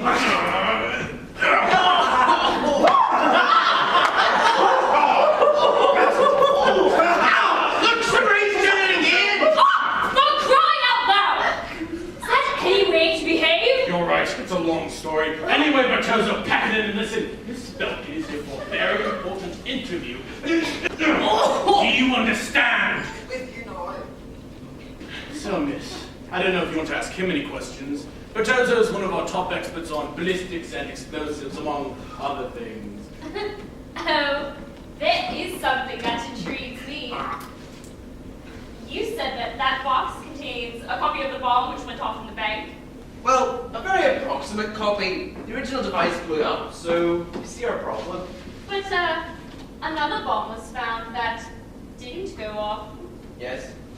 So can you explain why, instead of disconnecting it and having forensic tested thoroughly, standard practice, when they found it, they took it straight out into the courtyard, buried it, and blew it up? I'm sorry, what's your point? I think you know my point, Inspector. When you destroy a bomb, you erase the bomber's signature. That's true. That's why people are always saying, I'm hopeless with names, but I never forget a bomb. It's not him. Of course it's not him. Shut up. And yet, so who is it? I wonder if Inspector Patosa would allow me in my capacity as head of forensic. Yeah, right. What are you doing? Please don't touch that box, it's dangerous. I know what I'm doing. Actually, do You you? seen this, Miss? This type of bomb is so complicated. Wow, look at all those wires! Do you see? 2 detonators, timer, fuse, levers in all shapes and sizes. We'll come back to that later. As I say, it is so complicated that it would be easy to hide inside of it a second timing device with a delayed action. And the only way of finding it would be to dismantle the bomb completely, and at which point it could go off at any moment because it would take a whole day. Pretty convincing expert, don't you think? But it's not Weenie. So that's why they prefer to sacrifice the perpetrator's signature and detonate the bomb in a courtyard rather than risk it going off anywhere near the public and have it killing any more people than the first bomb. Convinced? All right, this time you have convinced me. Yes, I've even managed to convince myself. Me too! Nice angle of attack! Good stuff! Oh, you pulled it off! I told you it was one end! My mistake! There's only the leg to go now. Say something, Patosa, just to show we're up to speed too. Sorry, the real bomb was in fact extremely complex. I saw it. Some real old craftsmanship went into it. Professional job. It's steady. Professional or military? More than likely. Oh! You stupid bastard! Oh, what did I Ow! Fine! Oh! So, even though that you knew assembling or even handling bombs of this type required professional, preferably military expertise, you nonetheless went after one little ramshackle group of anarchists and let all other potential culprits, we all know who I mean, cover their tracks. Well, you can't really rely on Patosa's interpretation because he's not a proper explosives expert. It's more of a hobby for him, really. Hobby? You know what it is, are you? Is he? Is anyone going to tell me? Please relax. Calm down! Take it easy, Inspector. I'm sure everything you've said is true, but the fact is that the police and the whole justice system jumped at the chance to incriminate, how shall I describe them? A bunch of stunningly confused, madcap anarchists headed by a retired hoofer. They may have looked confused, but that was a smokescreen. Oh, really? And when the smoke cleared, what did we find? Of the 10 members of the group, at least 2 were working for you as informants, or rather, spies and agent provocateurs. One of them was known by all and sundry, except the befuddled group itself, to be a local fascist. And the other was one of your own officers masquerading as an anarchist. Yes, and I don't see how the anarchists didn't see him coming. He can't spell anarchism, let alone promote it as a rallying point for anyone disillusioned by orthodox political systems. I knew it all. God, who is he? I can't agree with you there, Captain. The policeman come spy referred to as an essential component to our utter preparedness. And do you have many more of these frighteningly prepared policemen come spies beavering inside other extra-parliamentary groups? Fly away, little vulture, nothing to see here. I'm delighted to reveal that we have, yes, lots of undercover agents, pretty much everywhere. Now I know you're bluffing, Superintendent. Not at all. In tonight's audience, for example, we have a few of our people in. Would you like to see? Yes, sir! Don't be alarmed, they're drama students. The real undercover ones are trained to sit quietly. Informers and spies are of great strength. They provide an early warning service and a means of control. They also carry out atrocities to give themselves a good excuse for a police crackdown. I'm just getting in before our sexy beast journalist here. Well, it's pretty bloody obvious. And given that you had every member of the little troop under such close scrutiny, how did they pull off such a complex bombing operation without you doing anything about it? Careful, vulture circling. In fact, our undercover agent could not be with the group in the days prior to the bombing. Oh, that's true. He had a note from his parents. Really, it's true. Please, Your Honor. But what about the other informer, the fascist? He was there, wasn't he? In fact, the inquiry judge believed he was the real organizing force behind the bombings. He exploited the anarchists' simple-mindedness and lured them into an attack, seriousness of which they didn't fully understand. I'm merely quoting the judge himself. The vulture has landed. Well, for a start, the fascist you're talking about is an informer. Oh, come on! He had a parking space at police headquarters. If you say so, I don't know anything about that. Well done. Nice stonewalling. Cheers. Sorry, your hand. Keep it. I've got a spare. Isn't that a woman's hand? That's unisex. You say you don't know anything. So, you'll be unaware that of the 173 bomb attacks to date, 102 have been proved to be the work of fascists, and fascist or parallel organizations were strongly implicated in half of the remaining 71 cases. Nice one. Those figures may be correct. Any comments, Inspector? I have to check. Good. And while you're at it, check how many of those attacks were made to look like the work of far-left groups. Well, almost all of them, obviously. As you say, obviously. And how many times did you, the police, fall for it?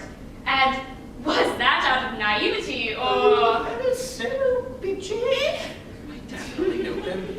Right, that eye patch is coming off. But what do you expect years in the face of such blatant provocation?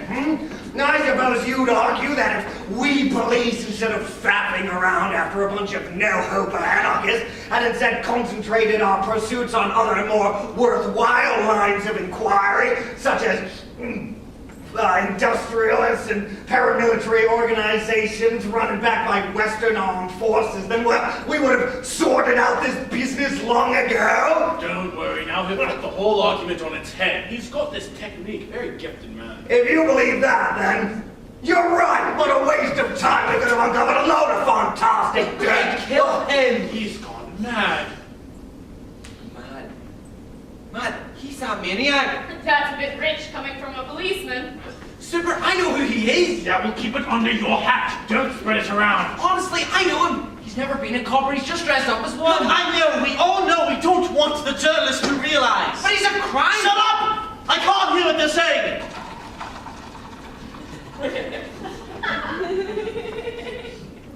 You're a journalist, so you're like a pig in shit over a good scandal like this. You don't really care if innocent people people were massacred in a bank for the sole purpose of distracting the public from stories of industrial unrest last autumn, creating an atmosphere of insecurity, leading to a clamor for a strong state. Didn't I read that in one of the big papers? He's got an eye. What do you want about, you moron? Of course he's got one. Why is he wearing an iPod? You've got an eye in your pants, nobody goes around ripping yours off. Behave. I'll explain later.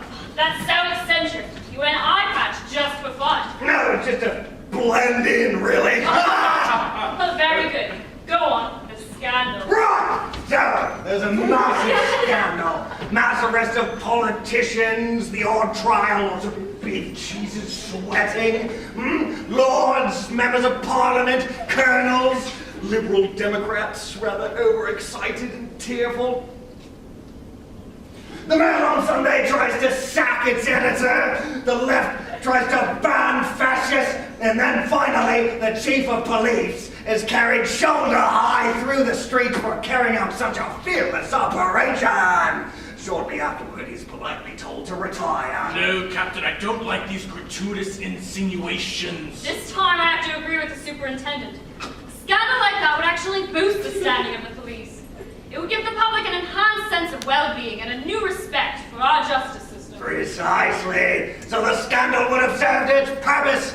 People say they want real justice, so we fob them off with a slightly less unjust system of justice. Workers howl that they're being flayed like donkeys, so we arrange for the howling, for the flaying to be a little less severe, slash their howling entitlements. Meanwhile, the exploitation goes on. The workforce would rather not have fatal accidents in the factory, so we make it a teeny bit safer and increase compensation payments to widows. They like to see class divisions eliminated, So we do our best to make the margins slightly closer, or, preferably, just make it seem that way. They want a revolution, and we give them reforms. We're drowning them in reforms, or promises of reforms, because let's face it, they're not actually going to get anything. You aware that it's an offense to show contempt for the judiciary? He's gone bonkers. I know he hasn't been trying to die for half an hour. Because your average citizen doesn't want to see the dirt and the injustice go away. Oh, he's just happy to see it exposed. Let's all have a jolly good scandal. That's where everyone gets something to talk about. That, for him, is what freedom really means in the best of all possible worlds. Hallelujah! Look, his leg isn't even real. Yes, it is. It's walnut. It's all right, we know. It's a trick. It's strapped onto the knee. Oi, Bosa, what do you want to do? Dismantle him completely? Leave him alone. Please don't stop him. I lost the feeling in my thigh. Oh, thank you. I wish you'd all stop interrupting. Just because his false leg is false doesn't mean he isn't worth listening to. Even though he's a bullshitter, obsessive hypocrite, he's never been injured in a war, and he's not even a captain. So who is he? He's just a... Sorry about this, he's wanted on the telephone. Ring, ring, ring, ring. Are you trying to destroy us, you arse? This is a secret, get it? If she finds out they reopen the inquiry, we really are screwed. This is an inquiry. What? Why did you say you knew everything when you knew bugger all, you prattling off-wit? You're messing it up for everyone. No, I'm just... Just ring someone and shut up. Very funny. Superintendent, you can relax. The captain, not that he is a captain, has told me everything. What's he told you? Who he is. He told you? Yes, the line had to stop. Anyway, she figured it out for herself. I hope she's promised not to include it in her article. Of course I'll include it. Let's see, where are we? Bishop reveals himself at Top Cop Shop. Oh, Bishop!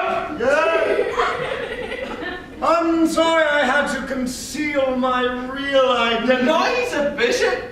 Please tell me you're not going to believe him. You're getting very annoying. Pleased to meet you. I am Bishop Bernard, police liaison officer and consultant. Police liaison officer? Following some unpleasantness directed at some of our senior churchmen, it is our duty as plainclothesmen of the cloth, as you can well understand, to alert the police and ensure that communication... No, police, Bishop, stop it, come on! No, he's talking bollocks, he's trying to save us, okay? He can't save your soul, he's not qualified. Shut your face and kiss his ring! No, not the ring, I refuse, for God's sake! You're all on your heads, he's spreading his sickness! What's the matter with him, poor man? Oh, a crisis of faith! Oh, hold him down! This will do him a power of good. It's a tranquilizer made by Trappist monks. What does it do? I'm not allowed to talk about it.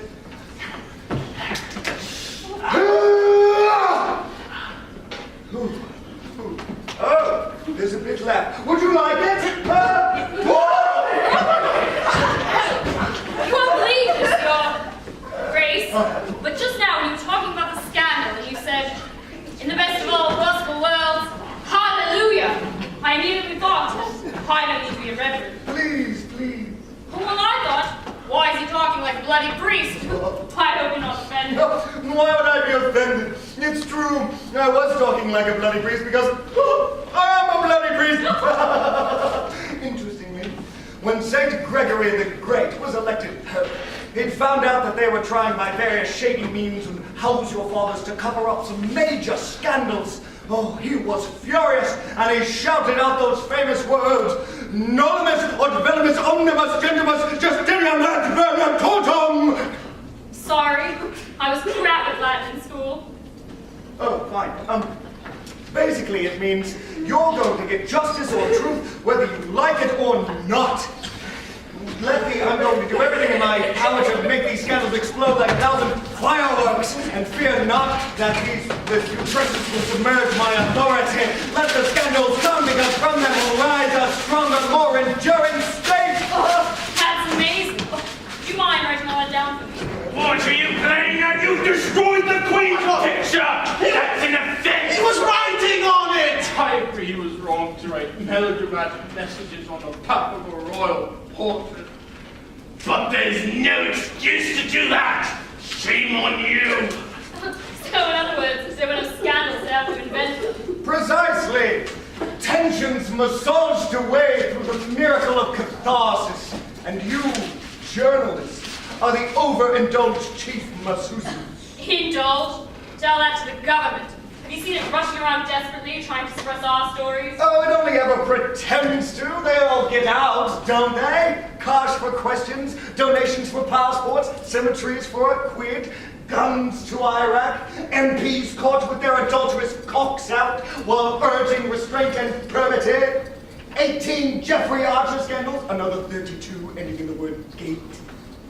Did the stock exchange collapse? Did the state crumble? On the contrary, they went from strength to strength. People thought, okay, something stinks here, but we brought it to the surface. We're swimming in it and even drinking some of it. But nobody's trying to pretend it doesn't exist, so that's all right then. No, hardly. That's as good as saying that scandal is the fertilizer of social democracy. Brilliant! There you go!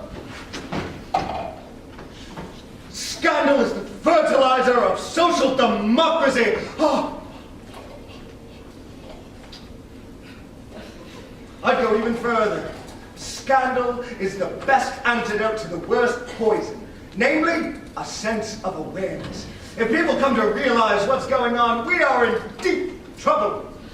Take a look at America. The archetypal social democracy. They never tried to cover up U.S. atrocities in Vietnam. You're kidding. Its papers were full of photographs of women with their throats cut, massacred babies, decimated villages. And do you remember the scandal of the nerve gas? This was a gas manufactured in America in large enough quantities to erase the human race 3 times over. Did they try to conceal this? Get out of here! You could turn on your TVs and watch the cargo trains go by. Where are the trains going, Mummy? To the sea, darling. What's in the trains, Mummy? Nerve They're burying it a mile or two out to sea. One little earthquake, the containers rupture, no blood, glugs to the surface, and we all die. 3 times. They never tried to cover up this scandal, which is great. So the public can really vent their outrage. What was this government thinking of? Arsehole generals, murderers! So then, they get cross and possibly even angry. But then the bubble bursts. It's like a burp, and then the meal is over. Hands up! Backs against the wall, or I'll shoot! Batozo, are you crazy? Hands up, I said! You two, Superintendent, I should warn you, I'm a bit out of control! Oh my God! No, you calm down! One, cuff them all! Don't look at me like that!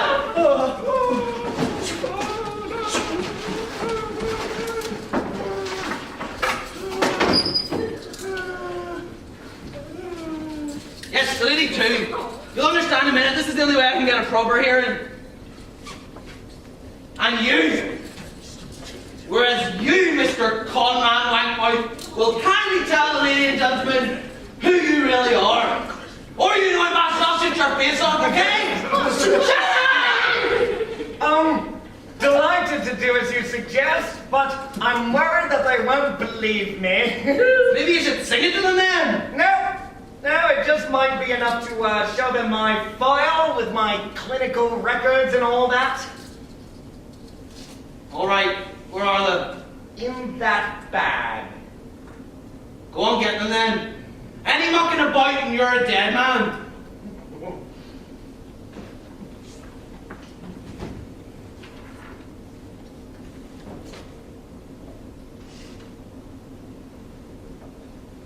There.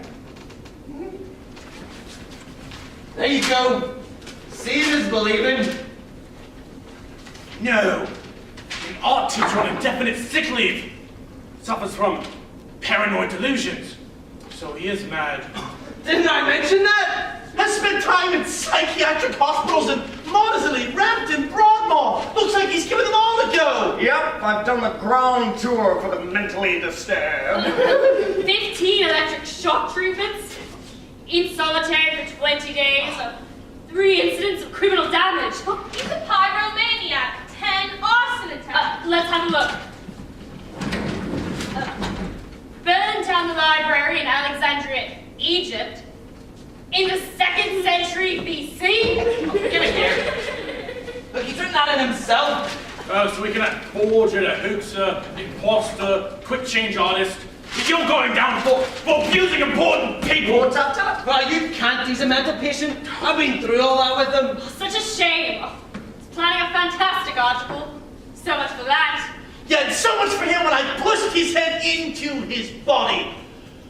But Tozo, undo these handcuffs, for God's sake! That's not going to do you any favors. And any of the cows are secret over here, it's the lunatic. What a skunk. Mental. Passes himself off as a judge. That rubbish about reopening the inquiry. It's all been a bit of a shock. Call that a shock? Hello, everybody! Count to 10 and then up we go. Woo! What are you doing? Don't be a prat now. You don't know what you say, Batozo. And drop your gun, or I'll put my finger on the detonator here, and off we'll all go. Oh, God, please don't. Don't fall for it, Batozo. It's not wired up. How could it possibly go off? Oh, that's true. Don't fall for it. Okay, Batozo, you know so much about bombs. Let's see if there's really one in here. Detonator. Can you see? Look at that. It's a long bar acoustic, I believe. Long bar acoustic? Where'd you get that?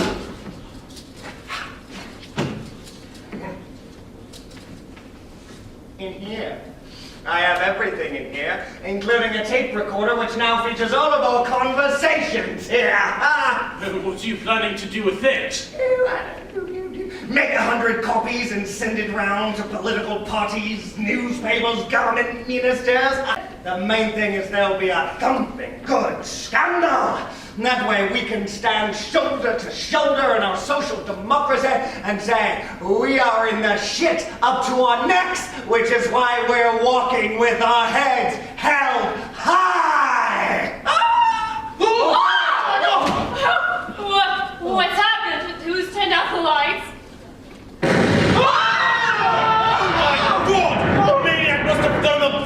window. Will someone turn on the light? Let's keep calm!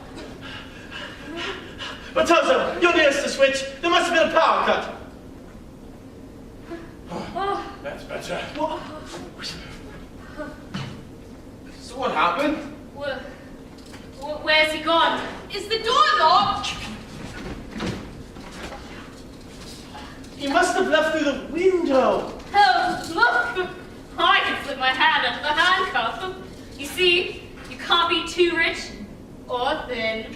You're right, then what about us? The madman left with the keys. Go look out the window. There's a lot of people. Oh, poor thing. How could this have happened? A superintendent, would you like to make a statement? Oh, well, I have just left the room, in fact. What are you talking about? You were handcuffed here. Yeah, right. You saw we had nothing to do with it. No, didn't. I guess I'll have to rethink my position as far as the other fall is concerned. Ah, yes, the sudden darkness scared the maniac. And like an animal, he threw himself at the only source of light, the window. Yes, that must be it. I'll go back to the newspaper and write this up. Go, see you later. Good luck. We're here if you need us. Don't be a stranger. Goodbye, love. Thanks.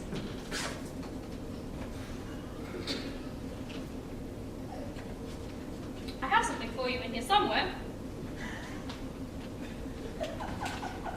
Bye.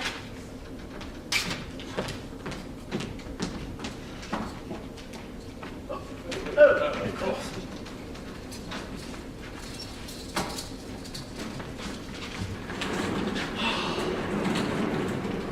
Oh, where'd he go?